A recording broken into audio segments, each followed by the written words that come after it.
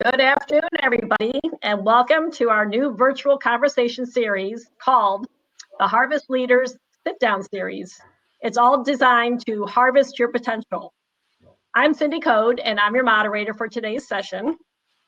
So this new leadership series, the Harvesters are hoping to bring you virtual, in-depth, and conversational sit-down series or sit-down interviews with important business leaders from the landscape industry and other service industries. Today, Harvester Ed LaFlamme sits down with industry veteran David Snodgrass, who is co-owner of Dennis's 7Ds Landscaping and Garden Centers in Portland, Oregon. One of the very first things you're going to learn today is the story behind the 7Ds.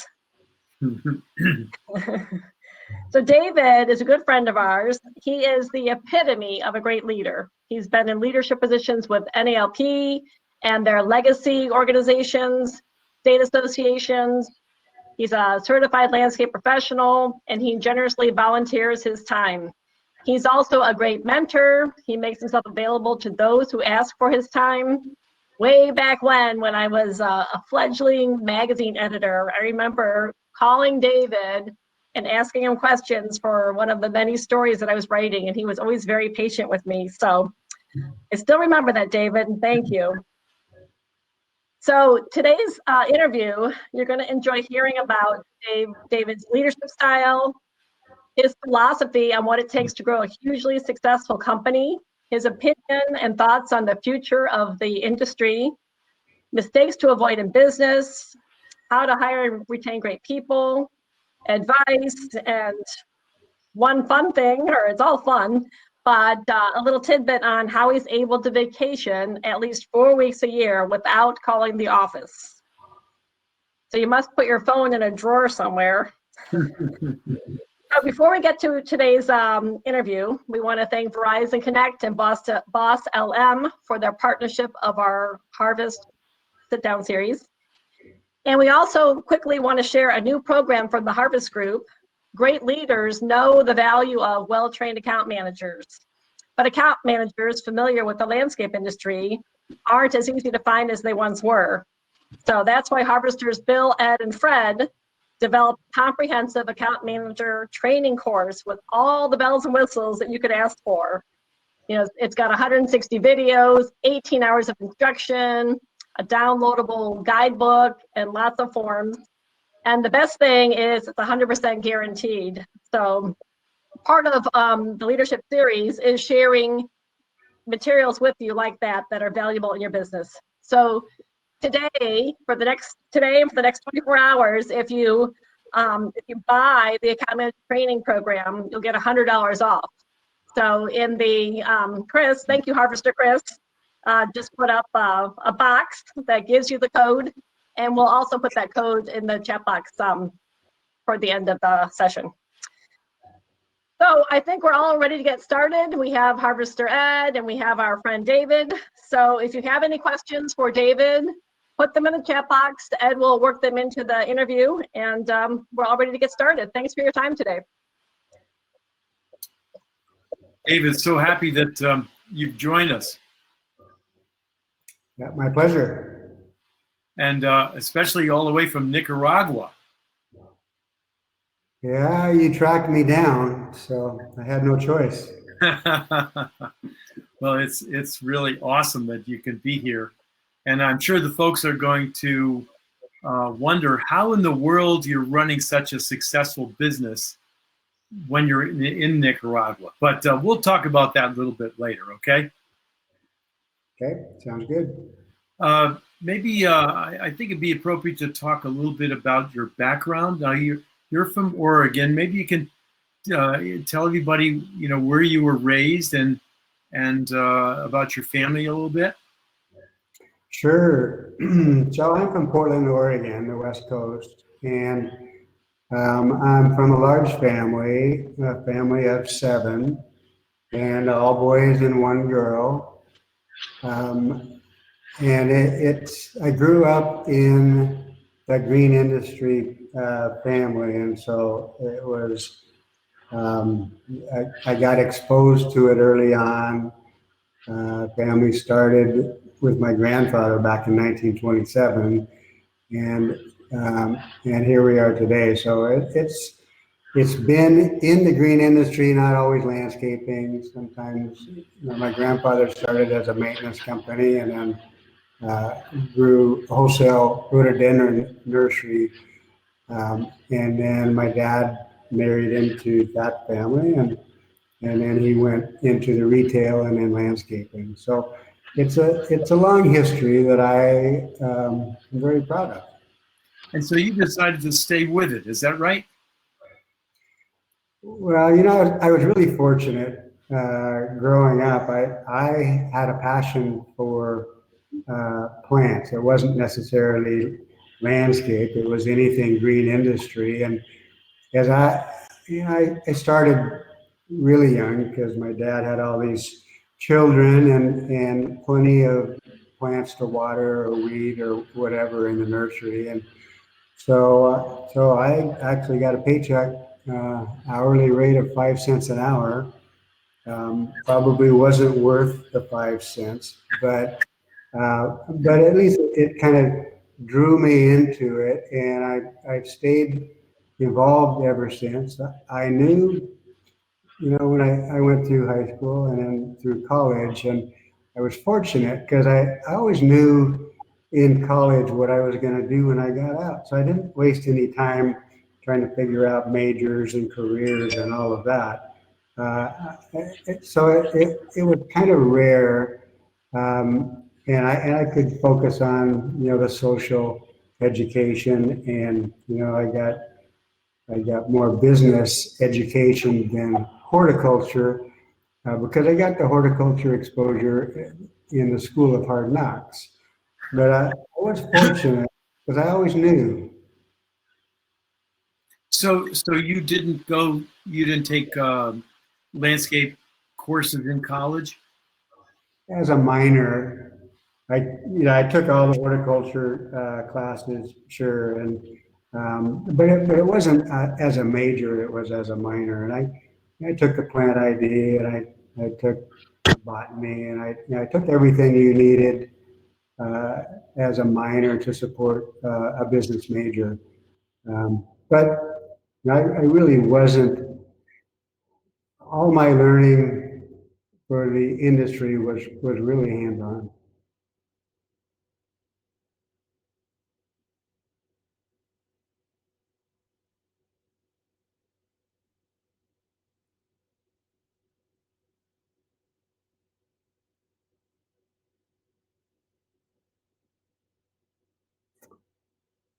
Did I lose you?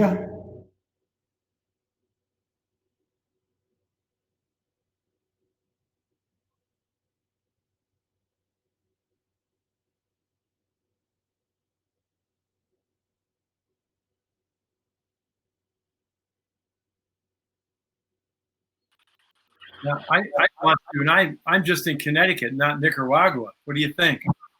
I'm not sure if this was my fault or something else. But, No, I was asking, what were the early years like when you first began working in the business?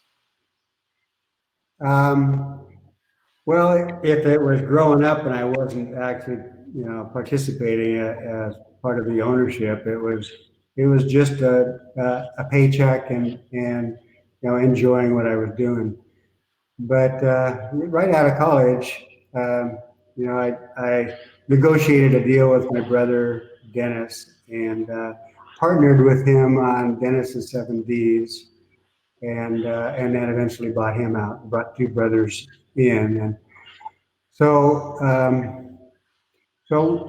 when I was out of school and I bought in, that was full-time focus. I wore all the hats as a startup business would, and it was long hours and do whatever it takes, and it really wasn't work because I enjoyed what I was doing so much. It's different when you really like what you do. That's really key, isn't it? So, If you look at the keys to success, I'd say that's, find something you really enjoy and then make it, your career. Boy, you hear that quite a bit, but I think it's a rarity that we really find out what we do. I know you and I enjoy that same thing. I love what I do too, and it makes all the difference in the world, doesn't it? Yeah, it sure does. For those who are fortunate enough to set themselves up that way, success is really simple. It is a byproduct of enjoying what you do. You look at the opposite, and if you're going to work for a paycheck and you really don't like what you do, how good are you going to get at it? That's really a big limitation. So it's worth shifting careers if all of a sudden the lights goes off and you figure out what you really enjoy. Make a switch. What was your typical day like when you first started, David? First started serious and as a partner, as an owner. The day was, I wore a lot of hats, and we were a small company. And, at the time, I took over landscaping, part of the retail. And, we were doing about, the year before, the company was doing about $77,000 worth of gross sales. And, it's small, but that my vision was to really grow it and work with people through people, not do it all myself. And so that's what I started to set up, was an organization of sales staff who could, wouldn't require that I do the selling, and I would. I would be responsible for the ethics of the company, the culture of the company, maybe the hiring. I would do the job costing. I would manage the sales staff, and then I'd have my own projects as well. So yeah, it's just a lot of fun and a lot of work. Hey, were you handling the construction or the maintenance side initially? Construction. We didn't start off as a maintenance company. It was tied to retail, so we were residential design build, and then we expanded from there into other areas. And today you're doing all facets, isn't that right? That's a problem when you have a passion for the green industry, is where do you stop? And it could be a fault. Some people would say, focus on one thing and get really good at it. I I enjoy it all, and so I think you can still have a model that allows you to have that same competitive focus with several different departments and do several things. Um, I look at right now we do everything except for arbor care, and and we have managers set up who are responsible to operate their department as if it were the only department in a company. And then on top of that, you have the synergy of being able to provide all the different areas of service to a customer. So if a customer has a large landscape project at their house, you can do that. In between, they have retail requirements where they're going to buy plants or buy product. We just pass it to the next department. Same customer, that customer may have a business, and so the business needs landscaping and maintenance, and so and interior, and so all of these things we offer. And if you do all of those things and you do a lousy job at it, you're not going to find success. So you can't go that route, but you really have to have the focus as if that division was the only thing you did. And like we don't even, we used to move people around from residential design build to commercial bid build, just to keep people busy. But as you mature, you find out it's a whole different mentality, a whole different scope of work. It's a whole different strategy for a crewman or a foreman to be doing those two different disciplines. And so now we have commercial crews and they stay commercial focused. We have residential crews and they stay residential focused. And we're able to be competitive as if it were the only thing we did. In some places in the country, I'm finding that some companies are doing construction, for example, at a break even or loss just to get the maintenance. And what's your feeling about that? Yeah, I've seen that throughout the years that is a possible strategy. That's the beauty of business is there's no one strategy that will give you successful reward. But I've never gone there ever, and I don't believe in it because why would you have one department that exists for the benefit of another? It just doesn't make sense. If you're gonna grow plants, say, and sell them to yourself at below wholesale cost, you could buy them cheaper somewhere. I mean, you selling them to yourself cheaper than you could buy them for. It just simply moves the cost of goods sold, to the next department, and one ends up being profitable and one ends up being supportive. That to me, it just doesn't make sense. If you're gonna operate, each division, each discipline that you operate needs to stand on its own. It needs to be profitable in order to be a part of your organization. Otherwise, outsource that part. Why would you have a non-profitable portion of your business and people who are not contributing to the overall good of the company based on their own, cost of goods sold and income that they produce? It would be demoralizing, actually, and it would be counter to having a management team who are held accountable to each other for what are they contributing. Yeah, it just complicates the business, doesn't it? It's so confusing. Yeah, it really complicates the business, and it's so much easier just to say, if you're going to do it right, make a profit, and don't call it supportive for another department's benefit. Yeah. It makes total sense. It really does. Now, most of the folks listening right now or watching, they may not be aware that you do more than just landscaping, that you have a nursery and also garden centers. Maybe you could talk about that. Yeah, the company started as Garden Center and way back when. And my brother is the one who owned the Dennis's 70s part of that. And eventually, and I took the landscaping, eventually bought out Dennis's garden centers.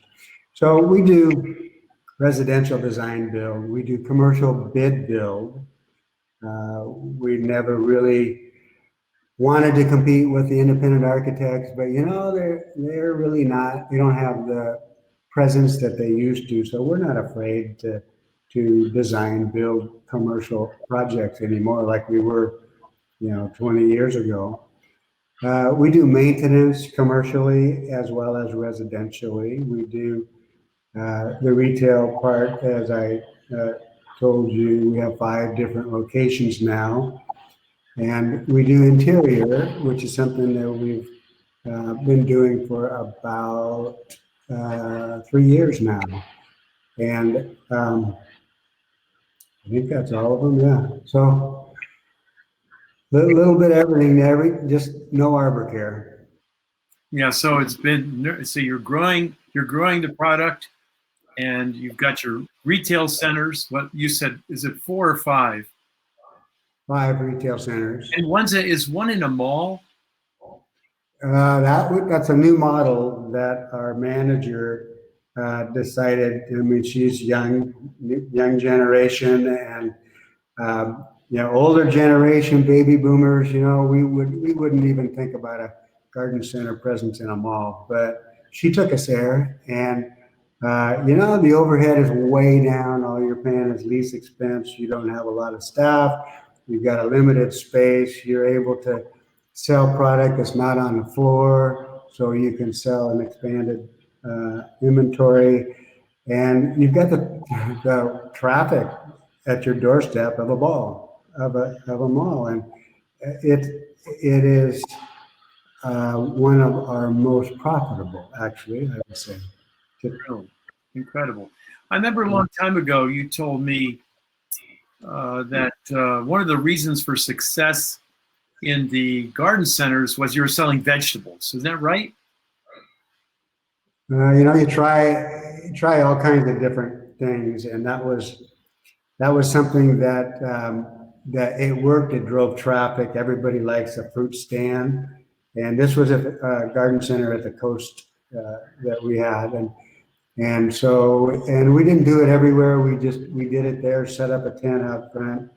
There's a lot of tourist traffic. It's just a little different market, and we set up a vegetable stand, and brought in fruits and all kinds of product, and watermelons, and I mean everything. We had it all.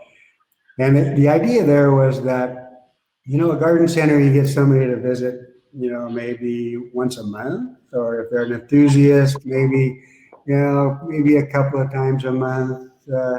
A real enthusiast may be out there once a week, but they're going to other garden centers too. So this is a chance to have, how often do you need fruit and vegetables? Well, if you have someplace good to go, you're going there every week for sure, sometimes twice a week. And while they're there, they're going to buy some garden center product. And it worked great.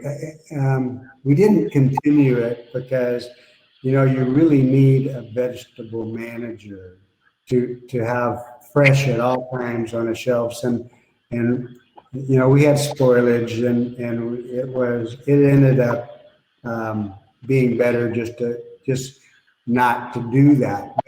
But it could have worked perfectly had we given it the attention and had a really good produce manager who kept it fresh. You can't have one item spoiled on a fruit stand shelf.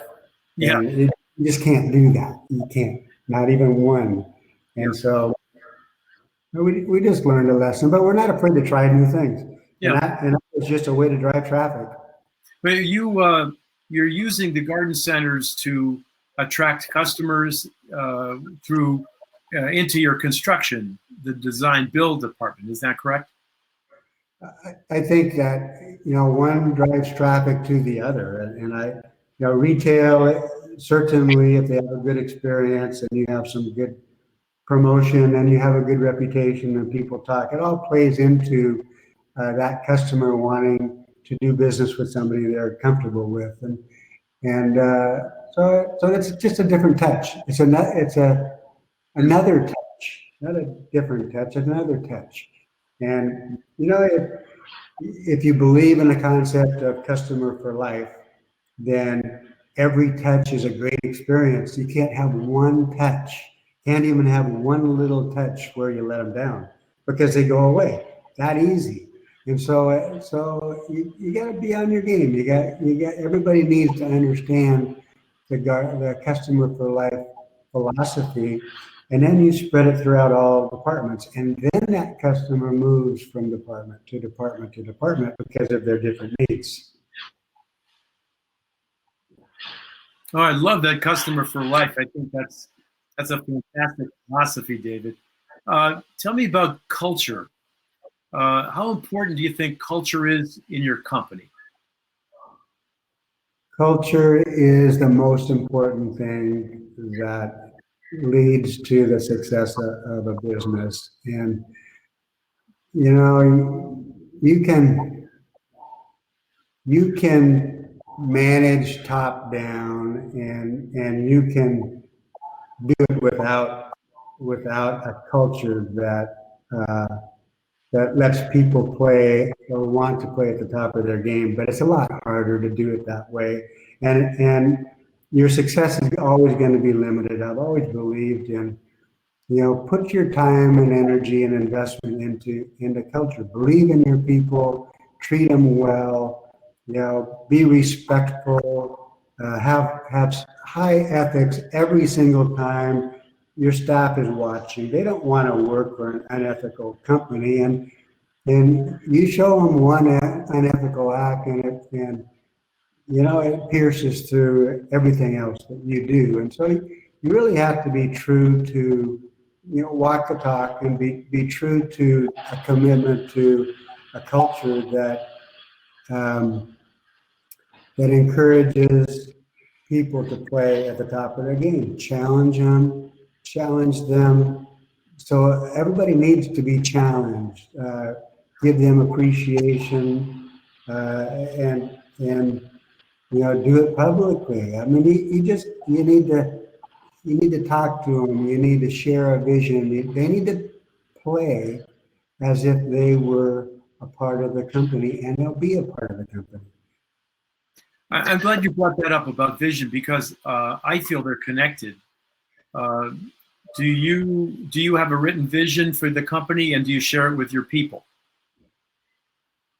We have all those things you're talking about. Their mission and vision statement, and we've tweaked them along the way.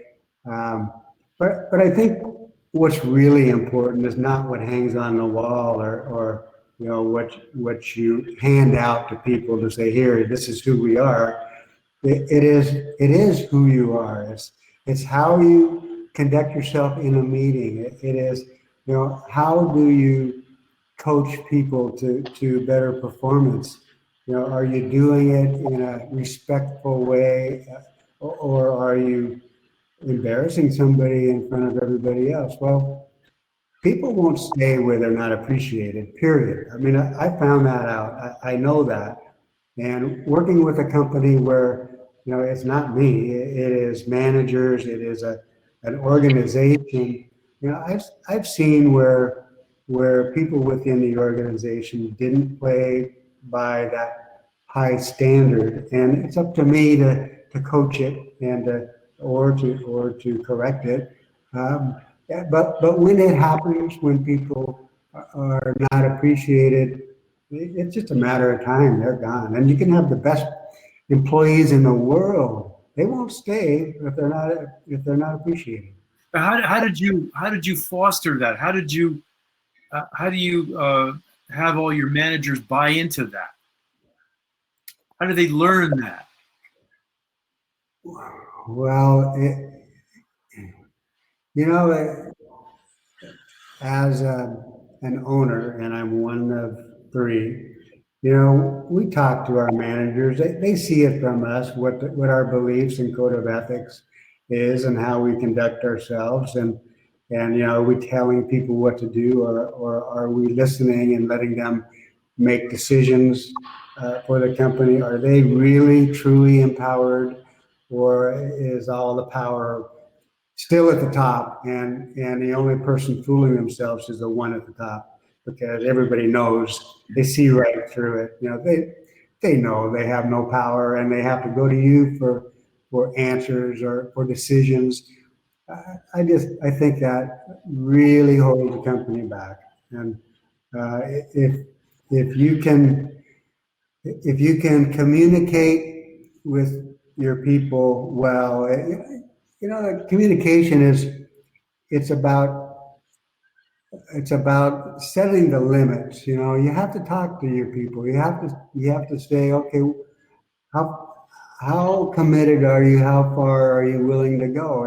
There's at one point I put out there that, and when we were like a $7 million company, that I thought that we would be a $25 million company, and pretty soon, and I talked about what would you do? how would you decide, make a decision? What would you do as if you were that $25 million company? And I started to get that kind of feedback from managers who said, well, you know, if we were a $25 million company, we would do it this way. And it's like, God, they're listening. I mean, it's perfect. They've been given and they've accepted permission to think outside the boundaries and to think big. And it's not so much about a number. You know, I did the same thing. Well, no, actually, I didn't do the same thing. I let them choose the next goal because I'm a goal setting person. I've always, when I started, $70,000, you know, I knew I'd be a million. I knew I'd be 3 million. And then my next goal was 10 million. And those were all goals I really kind of didn't share. But then when I got to the 25 million, I put it out there and people were going, oh, yeah, right. You know, sure. But others said, wow, he's serious. And they joined in. And before you know it, we were a $25 million company. It just happens. But you just need to talk to your people. As you know, if you're the president or if you're the CEO, if you're an owner, they need to know what you're thinking. They need to know in order for you to give them the power to make it happen. How did you do that? It was always one-on-one, or did you have planning sessions where you got together, or did you have retreats, or how did you handle that?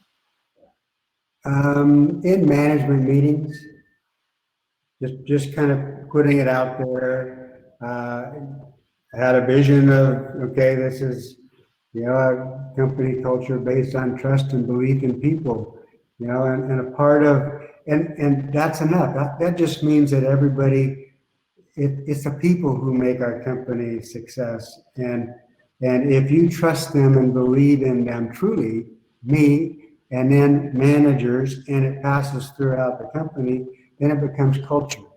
And then a part of, I mean, it's just short, like a 3-bullet thing, you know, culture based on trust and belief in people. The next was that we would be a $25 million company. And you know, this is a while ago that we were at that level. I forget what the third one was. All right, I'll think of it. Okay, no problem. But I can see you tried to inculcate that thinking into your managers in these management meetings. So did you have planning sessions? Did you ever do that as a company, as a management team? Yeah, we did. We have regular management meetings. We hold retreats. We've done different things at different times. We haven't just stuck to the same program, you know, throughout. It just kind of depends on, you know, is it time for a change in how we communicate or how we organize, and you know, so we've been through all of that. We've had consultants that we've hired who have helped us with retreats or helped us with sales training or helped us with leadership training. I mean, don't be afraid. We've never been afraid to bring in consultants. We also trust ourselves because there's a lot of great talent from within, and don't just jump to look outside your company. Look within first, and what do people have to offer and to contribute, and then add to that with consultants. So well, it's good. Yeah, I mean, consultants bring in fresh ideas.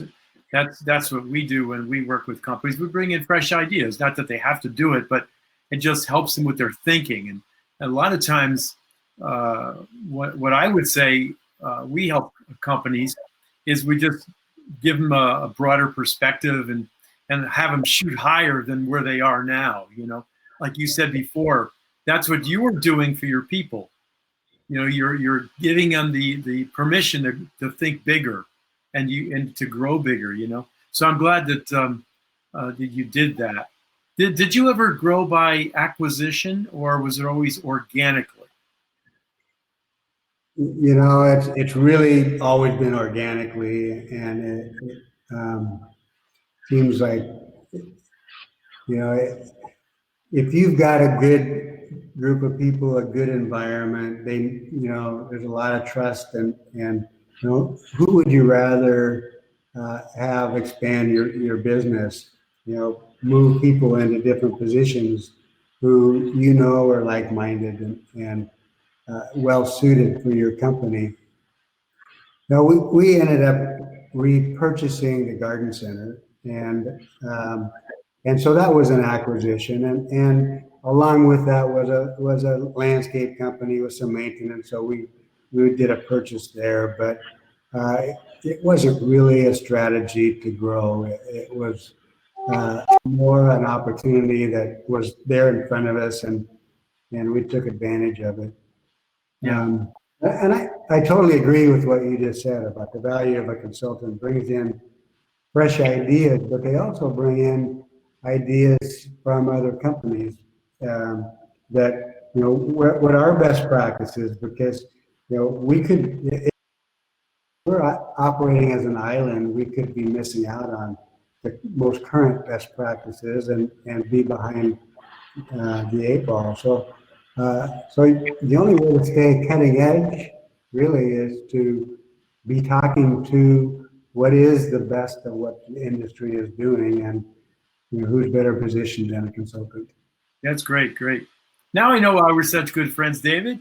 Let me ask you, what are your greatest concerns moving forward now?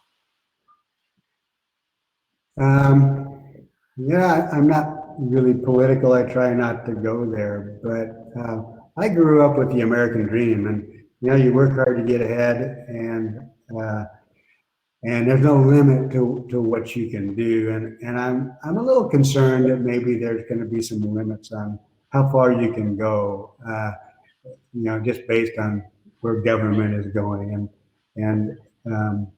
or where government could go. So that's a concern.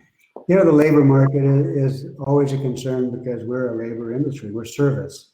And so you need to have people in the field who are going to provide that service. And so we're always going to have a huge need for labor to provide. I'm not so concerned about that, because if you run a good company, you're going to attract people. People are going to talk, and they're going to find their way to your doorstep. And so I've never really been worried about H2B.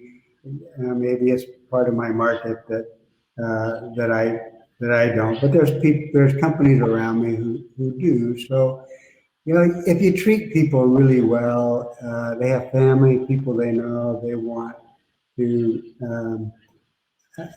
share the great work experience they have with their friends, and we've had really, it hasn't been easy to find people, but it hasn't been a crisis, a critical point for us either. I think that having such a strong culture, and you and your brothers and your managers feeling that way, I can see where people would want to stay and want to be loyal to the company, because it does start from the top down, doesn't it? Yeah, absolutely it does. Yeah, and you look at it's supply and demand. Labor. All you got to do is pay them a competitive wage, and then the green industry is an attractive industry to work in. Mm-hmm. It's got all the opportunities of any other industry right here, right now. But we have to be competitive with pay, and so if there's labor shortage, then you simply have to figure out how to factor in a competitive wage so that people don't leave our industry, that they stay, and then you need to work on efficiencies and make sure you make a profit with what you charge. Don't be afraid to charge for good service, and don't sell yourself short. Every salesperson starts off selling themselves short. Well, hold to your price and sell based on what service you're provided. I guarantee you, somebody who's really good in the industry, it is not about price. It's about your creativity, your creative ideas, your package, your how you're going to make this a good experience, contracting experience for a customer. Those are the things that really matter, and take your eye off of this competitive pricing. How many people does it take right now to fill the ranks in your company? We fluctuate some, but 300 to 350 people is I'm sure right now we're at 350. We're working to capacity. Are you? Do you believe in incentives or profit sharing among the ranks?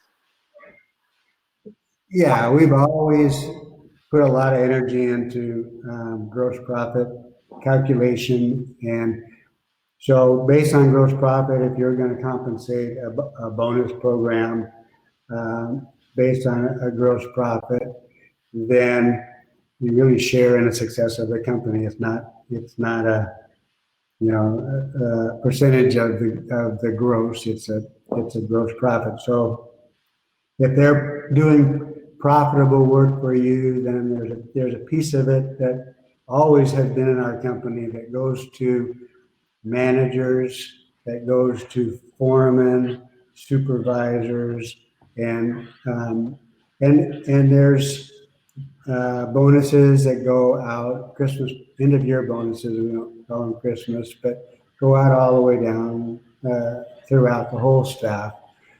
And then we also have, since I haven't talked about the succession or senior management team, but we've got a senior management team that also share in a percentage of the net profit. So I'm getting them not only to look individually at their department and the gross profit that department contributes to the company's good. We're also looking at the net profit of the whole company and giving a piece of that to the management team so that they're rewarded for the work as a team, for the efforts and success of somebody next to them. It just gives them, you have to figure out a way to get people to look at the big picture. A lot of times, if you're just making decisions that are based on your department, company's going to miss out on some huge opportunities where if somebody were looking out for the big picture, maybe there's some sale, some project, something that goes out from your department to another department, and you don't worry about it. It's non-competitive. It's shared from within. You have that kind of synergy working for you. Watch your company grow as a team. Yeah, that's fantastic. Now, tell us about how in the world do you go away for 1 month a year for the last how many years without calling back? How have you been able to do that? Part of it's selfish. David, all the owners out here right now listening to you are jealous. Okay. How did you do it? Well, you just have to make it a part of what's important to you. And it's always been important to me to work hard, play hard.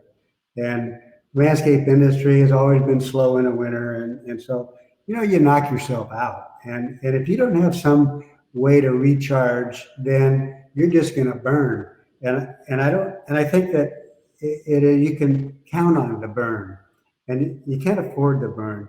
And so what I've always done is personally, selfishly for me, is every winter I've gone, and I always wanted to go somewhere different because the world's so big. Tropical, best beach in the world. Find it, explore it, get lost, don't call back even once, and then recharge. And it's like a whole new life that and when you're gone for 4 weeks, 5 weeks, the first 2 weeks you don't really detach, and so you still are kind of holding on to the business side of it. The recharge is not there, but week 2 through 4, watch with the magic that happens, because you really start to separate yourself out, and there's where the recharge comes from, and there's where at the end of an extended time away without a callback just brings you right back from the recharge, and you're as if you're just right back in the saddle. I believe that that's not the purpose for me to go away. And then by the time I'm ready to come back, I'm ready to come back. And I come back recharged and hit it hard and go. So that's the selfish side of it. Excuse me. There's also the business side of it, because if your people know that you're not going to be available, they got to make the calls, and they got to make the decisions as if they were the owner operator, and it puts them in that role. And I'm not there to help them, and so the business needs to move on. And I think it's been a great way to grow good managers, good people. And I think you told me in our conversations in the past, you said, sometimes they make the right decisions, and sometimes they don't. They make a mistake. Then you said, but we all make mistakes. I just love that. Yeah, well, how true is that statement? I mean, if you think you've never made a mistake and that's really your mindset, you're missing out of a growth opportunity. And if you're going to look at somebody who was trying and they made a call but it was the wrong call, they made a mistake, I reward that. I think that's the best thing ever, because you want people who take chances on your behalf, responsible chances. And they're growing.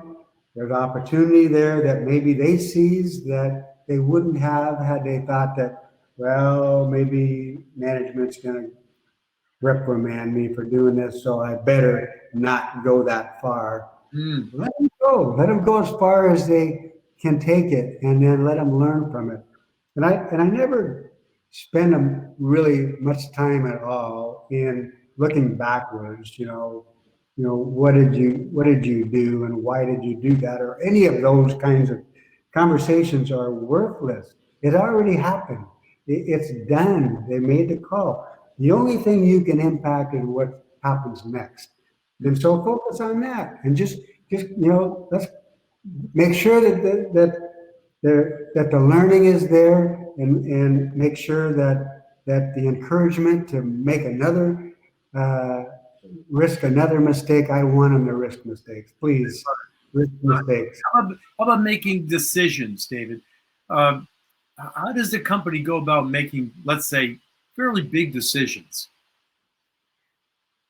I've always believed that it holds the company back if they look to management or ownership to make decisions for them.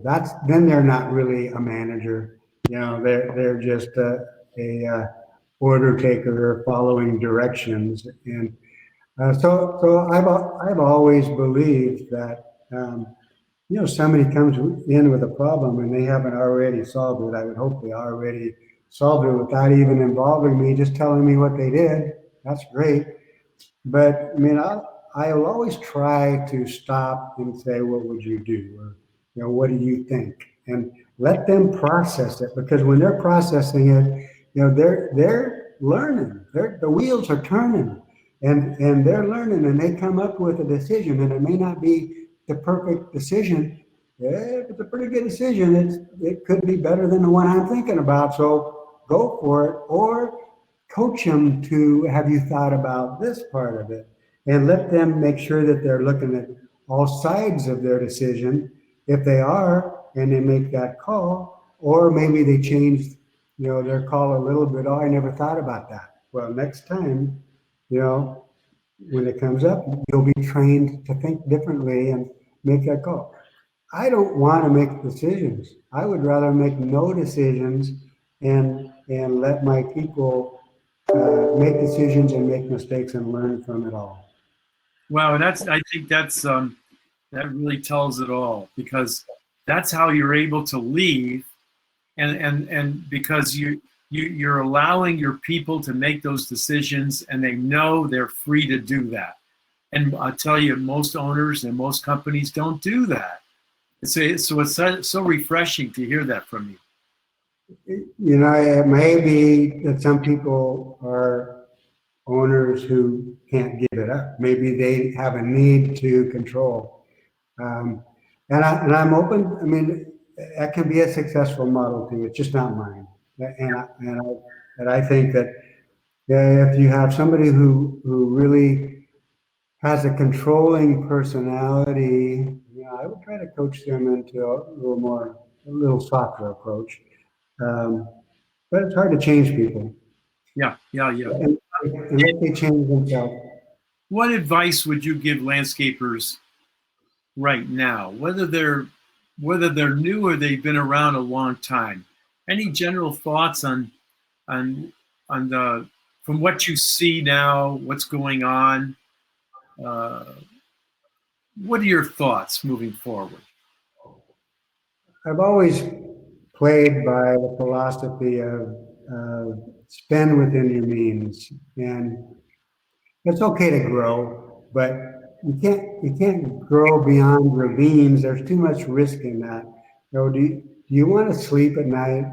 You know, or do you want to have it all out there on the table and worried about making payroll? You know, that compromises a quality of life, and I don't think a business owner needs to compromise their quality of life, their family, their personal quality of life, or the people around them. So I would figure out a way that it's not this all-consuming business role that you play within your business, and you know, find a way to have fun. If you really enjoy what you're doing, you're going to be willing. It's not going to be work. You're going to be willing to give it more in a little different level.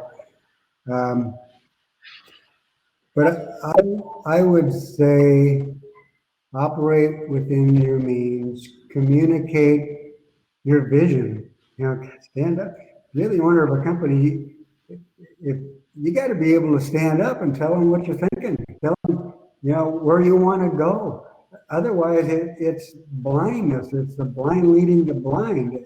It doesn't work. So figure out what you want your company to look like and let them know. And it may not be to grow the company. It may be to be a smaller, more profitable company to give, you know, a higher level of service. All of that is a perfectly good model, or it could be a model to grow. You know, mine's always been a model to grow because I think growth is healthy. I think it provides opportunity for those who are making my company their career. I love it when people, you know, work for me for 30 and 40 years, and I've just had a couple who actually started and retired at the company, and their family is working. You know, if like their second generation and their third generation is working for the company. You look at, you know, mine is, and I'm a steward of this, it'll be passed along, but it's an extended family business. It's not just a blood family business. And I've made it very clear that you know, just because you may be a family member doesn't mean you have priority over somebody who is an external or an outside family member. They're still family of the company, and the opportunity goes to the one who deserves it. Oh, I love it. Any other? That's such a great thought. It really is. We had a few questions. One wanted to know. Kurt wanted to know, do you have a CEO? But I could probably answer that. You are the CEO, isn't that right? We didn't really talk much about succession planning, So and you're the CEO of the company? yeah, I'm the president, and I guess I'm the CEO. I have a chief operating officer who is slipping into a role that is kind of parallel to CEO responsibility, and has really stepped it up. And that's part of succession. Is passing the big picture decisions on to, and I not only have a COO, but I also have a team of managers who intentionally, the owners do not participate in the meetings so that they can have their meeting uninfluenced with their group of managers and make important decisions about how the company operates. And yeah, I always thought, boy, I should have started this company with succession in mind. But as it's evolved, I think I've got it made. I think I really feel good about the people in place in the future of the business, with me slipping into a different role, not slipping up maybe, or if not out either, not slipping out, it's slipping up and operating at a higher level, allowing others to be owner operators of the business. Especially, you said the profit centers work independently. You've got managers with P&L responsibility, so they're like running separate businesses too, right? In that same room, who talk across department lines, and they talk about the big picture of the company, and they're all rewarded on their department as well as the overall company. And so it is all about big picture and total empowerment. I don't want to be in those meetings. I don't want to make those decisions, because they're the ones that's their job. Yeah. I don't take that away from them. They should be doing that, and they're the future, not me. Yeah. Love it. Paul wants to know, is your wife involved in the business? She runs a wholesale growing operation. That's what we talked about. And that's not actually, the growing is not under the 70s big company umbrella. It is arm's length, so she's the one who operates that very successfully. I remember you made me laugh when I visited you once. You said that if she doesn't match the price, it doesn't meet the price, then we're not going to buy from her. You have a couple of brother partners, and there can be no conflict of interest at all. In fact, you have to err on the side of find another market, and don't count on the business that I am an owner to assure a purchase. And I've learned that it always kind of bothered me. I go, well, the value proposition is better than where we're buying anyway. But I've learned to just relax about it and let her find her own market. And if it makes sense for my people to make that decision to buy from her, it's not influenced by me. Yep, that's fantastic. I'd like to no conflict. That's really good stuff. Well, listen, we're so happy that you were able to be with us today. It's been really awesome. And the one thing I wanted to say is I think the landscape industry has to really congratulate you for all the volunteerism you've done. I know you didn't talk about it. You probably don't even want to talk about it, but goodness, you've done so much for the industry. Thank you so much. Yeah, just a quick comment about that. It is, it's being able to be a leader in the industry that I love, and what could be a better achievement or reward. And I look at, one of the questions that you kind of prepped me with is what's your best achievement? And I would say exactly that. It's my volunteerism. It's my working my way up to be the voice of the industry, or the leader of the industry, as a president of NALP. And it was a huge stretch because I'm kind of a quiet, personal person. I'm not political, and I really don't go to where I need to be in front of a crowd. But personal growth, and you have to stretch, and you have to figure it out. You have to figure yourself out, and if you're doing it for the good of the industry, you'd be surprised how much strength that comes out in you. And I am the recipient of all of that growth. So being president, you say I contributed. I'll tell you what, I received more than I ever contributed. That's awesome. Thank you so much, Dave. Cindy? Thank you so much, David. Your comments are so thoughtful. You can definitely feel your patience that you have with your in your company. And I think that everything that you had to share here today is going to help the audience harvest their potential. So we appreciate that. And everybody, who's still listening, check out the Account Manager Training Program. That's another tool from the Harvest Group that will help you harvest your potential. Harvesters Bill, Ed, and Fred have more than 45 years of experience each in the industry. That's why Ed has gray hair. But no, seriously, I think, Chris, will you put up the code that people can use to get the discount on the AMT training course? Or we will share that with you too. Tomorrow we'll send out a link to this interview so you can share it with the rest of your team. So thank you so much, everybody. We appreciate your patience, and let us know if you have any questions. Take care, Dave. Thank you so much. Yeah, thank you very much. Be well. Be well. Bye-bye. Say hello to everybody. Take care.